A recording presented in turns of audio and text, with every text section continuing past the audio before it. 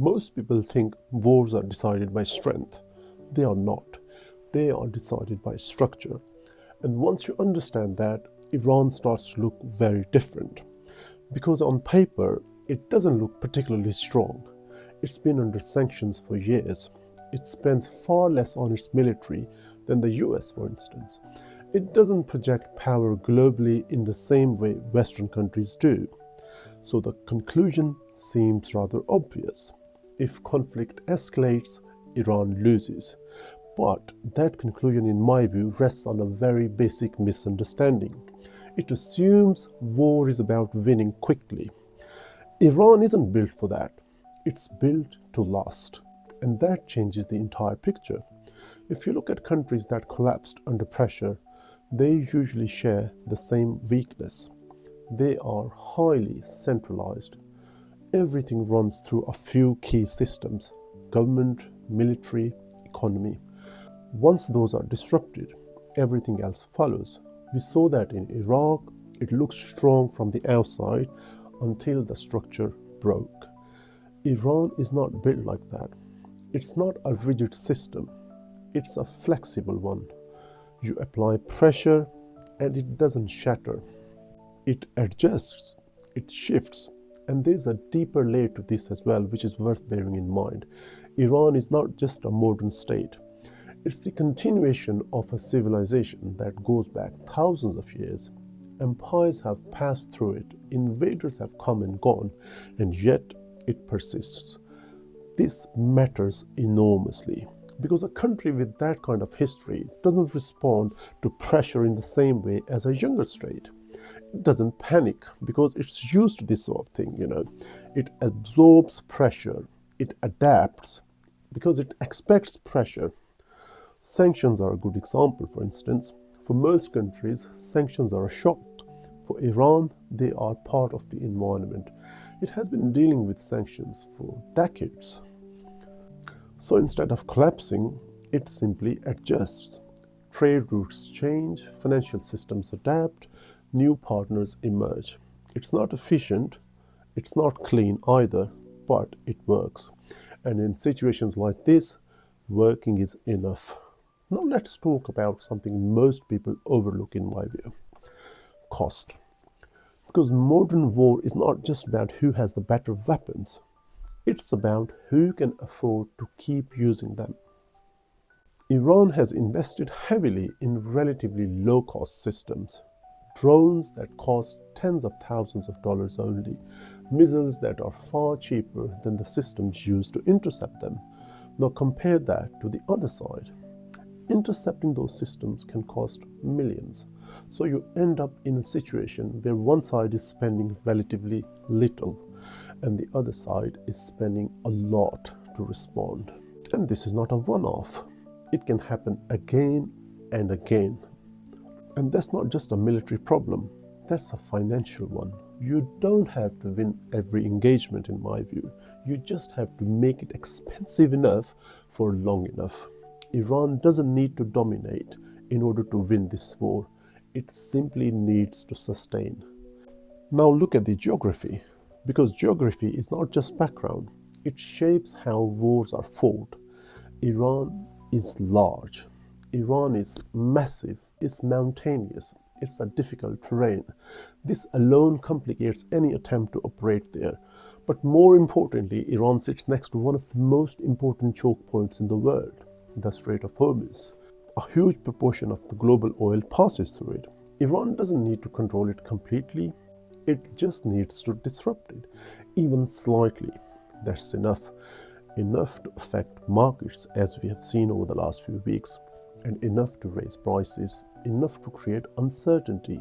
And uncertainty in global systems is powerful. Now add tactics. Iran doesn't rely on fixed positions in the way many conventional militaries do. It relies on mobility.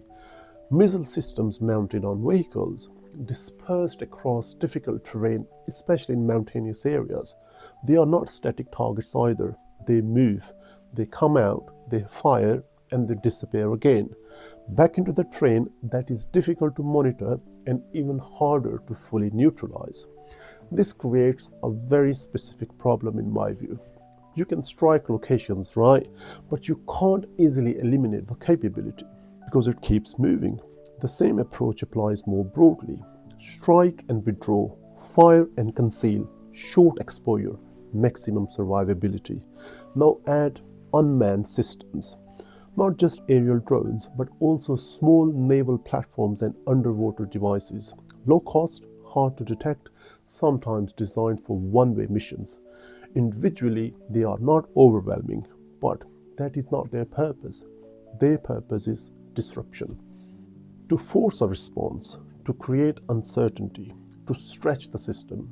And then there is mining, the ability to disrupt shipping lanes not through precision, but through risk.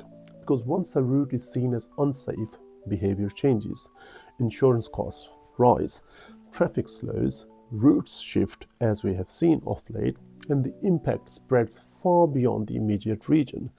Now, this kind of strategy is not clean in my view, because it isn't controlled, and yes, it carries risk even for the side using it. But again, that is not the point. The point is to raise the cost of operating in that particular environment for everyone. Now consider preparation. Iran has spent decades assuming that if conflict comes, it will come from the air, from more technologically advanced adversaries, and it has built accordingly. Underground facilities, distributed infrastructure, redundant systems. So even if parts are damaged, the system doesn't collapse. This is not accidental, this is deliberate. It reflects long-term planning. There is a very important layer to this that people tend to avoid, but it does matter in my view. Power in international politics is not just about what you are allowed to do. It's about what you can get away with. Iran operates inside the global nuclear framework. It's a signatory to the Nuclear Non-Proliferation Treaty. That means, in theory, it accepts oversight, inspections. Now compare that to Israel.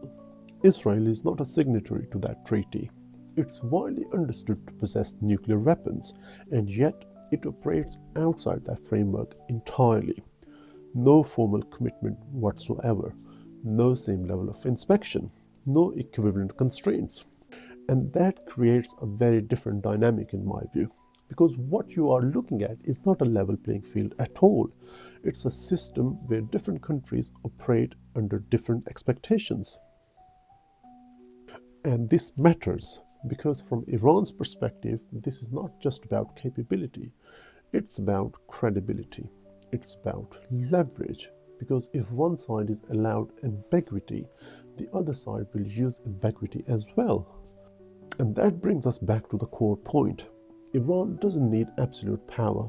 It needs enough uncertainty, enough capability, enough risk to make any opponent think twice. Because in the end, deterrence is not about fairness, it's about perception. And perception in systems like this is power. And there's another dynamic to this that goes beyond the battlefield. And this is where markets come in. Because if a conflict like this escalates, it doesn't stay contained. It spreads through systems. Energy, shipping, finance. We have already talked about the Strait of Hormuz, but this is not the only choke point. There's also the el-Mandeb, another critical artery. A significant portion of global trade and energy flows through it. Now think about what happens if both of these become unstable at the same time. Hormuz in the Gulf, el-Mandeb connecting the Red Sea. You are no longer dealing with a regional issue. You are dealing with a global supply shock, a genuine one. Oil prices move, shipping costs surge as they already have been, insurance premiums spike further. Routes are diverted, delays increase, and suddenly this is not just about geopolitics. It's about inflation, it's about central banks, and it's about the cost of living. And if escalation continues, infrastructure becomes a target, energy facilities, ports, transport networks, not necessarily as a first move, but as part of a broader tit-for-tat dynamic. Because once a conflict expands, the objective shifts.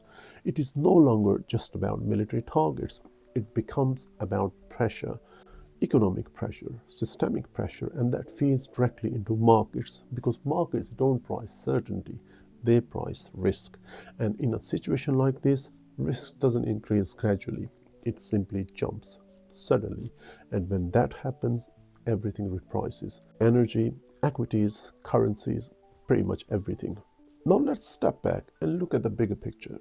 Most people think of war as something that ends clearly victory or defeat, one side wins, the other loses. But that assumes both sides are trying to achieve the same thing. Iran is not. It is not trying to win quickly, and it's certainly not trying to take over a country. It is trying to make the conflict last, to stretch it, to complicate it, to make it expensive for the other parties. Because if it can do that, it doesn't need a clear victory. It simply needs to avoid collapse. And here is where things become more subtle in my view. The longer a conflict like this continues, the more the balance begins to shift. Not necessarily on the battlefield, though, but in perception. Because countries like the US and Israel are judged differently. They are expected to win quickly, even more decisively. This is the standard, right? So when that doesn't happen, something changes. Questions start to emerge. Why is it taking so long? What's going wrong? And slowly the narrative shifts. The weaker side doesn't need to win, in my view. It just needs to endure. Because endurance against overwhelming force begins to look like strength. And that is where reputational pressure builds, not from defeat, but from the absence of a decisive victory. So when people ask whether Iran can win, they are asking the wrong question, in my view. The real question is this: can it be defeated quickly and cleanly? And if the answer is no, then you are not looking at a simple war. You are looking at a prolonged, expensive, uncertain conflict. Exactly the kind of situation Iran is built for. It doesn't need to win, it just needs to last. And that changes everything.